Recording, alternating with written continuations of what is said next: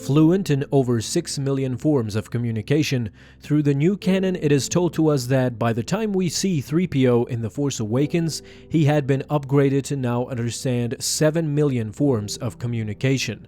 But before he became this gigantic linguist of a droid, he began his journey as a protocol droid of a chief negotiator for the Manacron system. However, after some time, C3PO fell into despair and his vital components ended up in a junkyard on Tatooine. It was Anakin Skywalker who collected the scrap parts and started rebuilding C3PO so that the droid would help his mother with daily chores.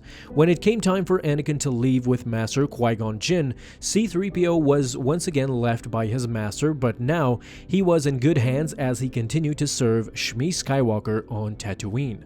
After Anakin left, Shmi ended up marrying a farmer by the name Lars, as she and her protocol droid were welcomed into the Lars Homestead. It was there that 3PO was also introduced to Owen Lars, the son of Clegg and now the stepbrother of Anakin Skywalker. 3PO spent many years serving the Lars family, and it wasn't until Anakin comes back in Attack of the Clones in search of his mother that he eventually ends up taking, or some have pointed out, kidnapping C3PO.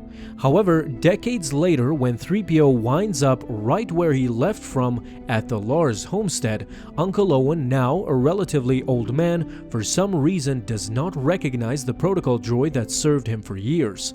Why was this the case? Well, first off, considering the fact that 3PO looks completely different now than what he looked like during Attack of the Clones, you have to keep in mind that 3PO series protocol droids were a dime a dozen. They were basically everywhere and people used them as a day-to-day necessity, just as we do with our technology.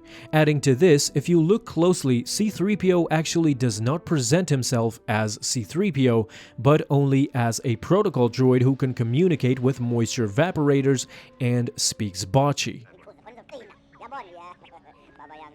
You, I suppose you're programmed for etiquette and protocol. Protocol?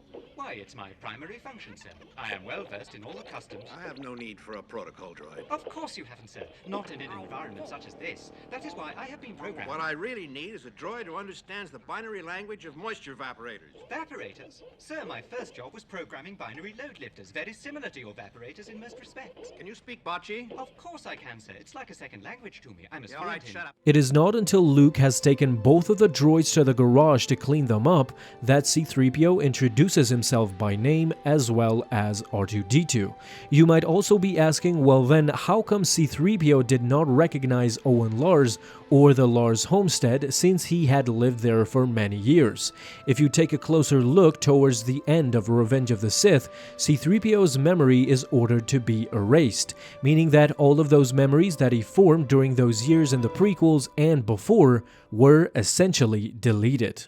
Alright Star Wars fans, that is it for today. Thank you so much for watching this video, and if you liked it, feel free to leave a thumbs up down below and subscribe if you haven't already, and don't miss out on any of my future videos that I will post on this channel. Have a fun day my friends, and in closing, don't forget, may the Force be with you always.